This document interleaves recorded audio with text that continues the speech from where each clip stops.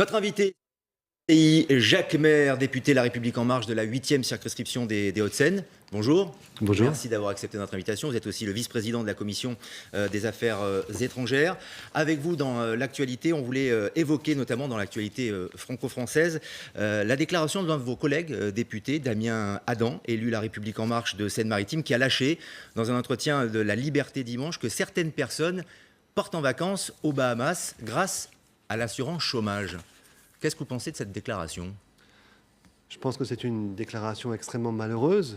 Il s'en est expliqué, il s'est excusé, et il a bien fait. Il a bien fait, il s'est excusé, mais ce n'est pas la première fois qu'un membre du gouvernement ou un député de La République En Marche s'exprime sur ce sujet. Christophe Castaner, notamment, avait eu cette déclaration malheureuse. Je crois qu'il faut faire très attention aujourd'hui à ce qu'on dit, comment on le dit et à qui on le dit. Il y a effectivement un chômage de masse qui touche 3,5 millions de personnes. L'essentiel des gens subissent ce chômage. Et c'est notre travail à nous de faire en sorte, de créer des emplois, de faire en sorte que les gens qui sont plus éloignés de l'emploi puissent se remettre au travail à travers des actions d'insertion et de formation. Voilà. Pendant ce temps-là, il ne vaut mieux pas commenter. Et si effectivement on doit être d'une certaine sévérité pour les fraudeurs, on ne doit pas considérer que les gens qui sont en difficulté sont par essence fraudeurs. Il y a eu, selon les chiffres de Pôle emploi, 14% de radiation, avec des contrôles qui se sont généralisés mi-2016. Vous trouvez que c'est beaucoup ? Je trouve que je n'en sais rien, je n'ai pas de référence. Je pense simplement que des gens qui sont effectivement au chômage depuis des années et à qui Pôle emploi ne propose rien de concret peuvent aussi se décourager au bout d'un moment, bien sûr.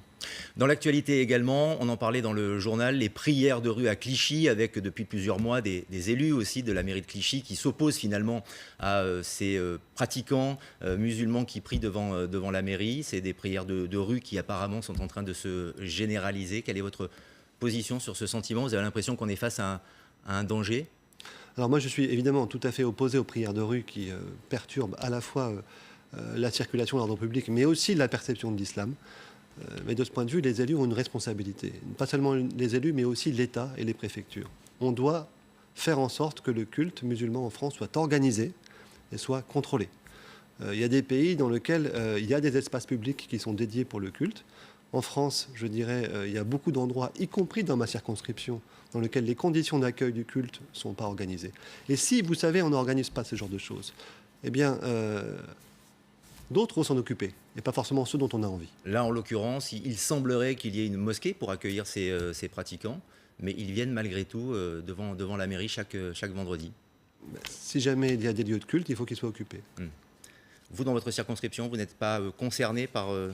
On n'est pas du tout concerné par l'existence de prières de rue.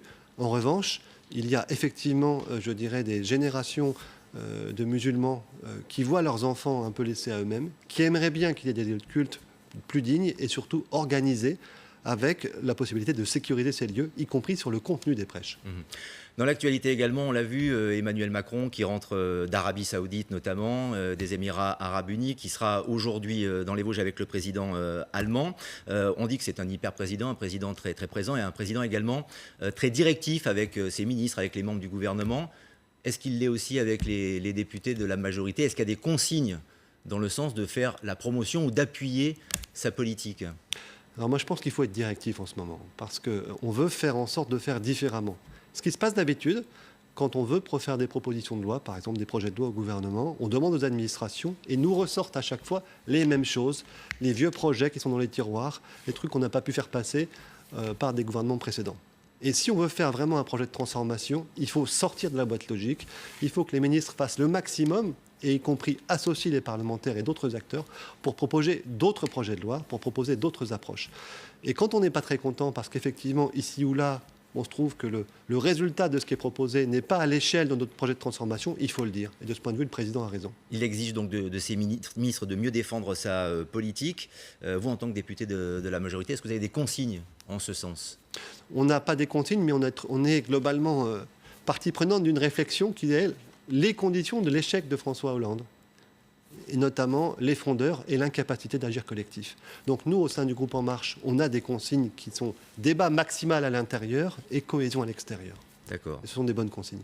Et donc des consignes qui font aussi, qui défendent les réformes, qui défendent la politique d'Emmanuel Macron, On a tous qui viennent soutenir son message. Ben bien sûr, on a tous été élus pour porter un projet. Ce projet, il est intégralement respecté dans la mise en place des mesures aujourd'hui.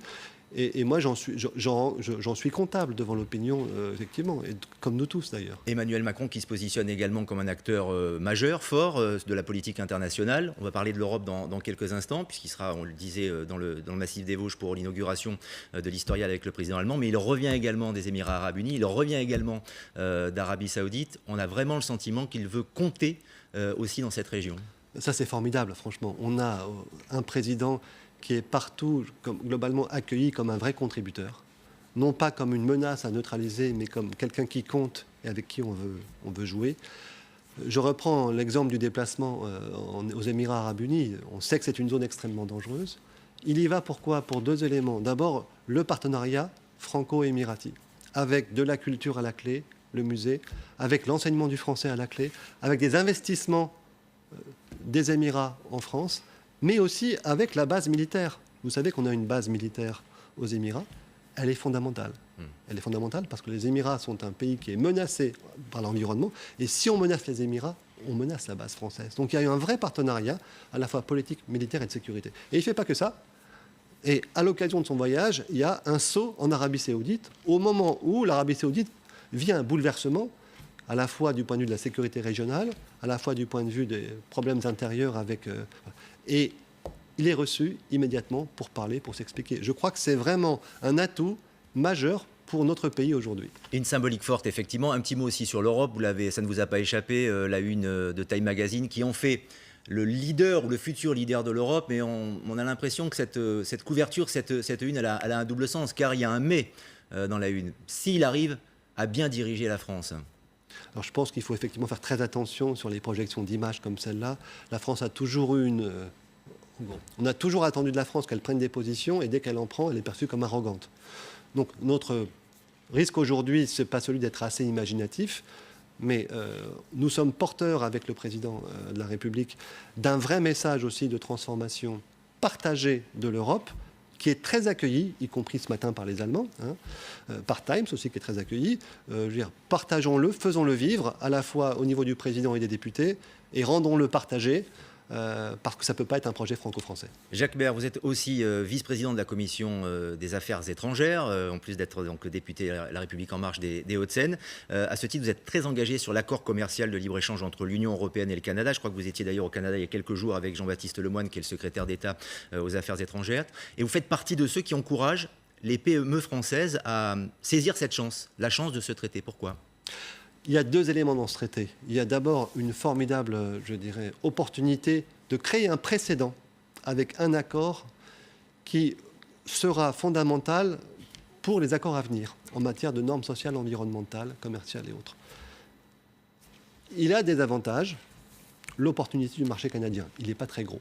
Mais il faut y aller. Et de ce point de vue, les PME françaises sont parfois un peu en retard. Donc on les encourage.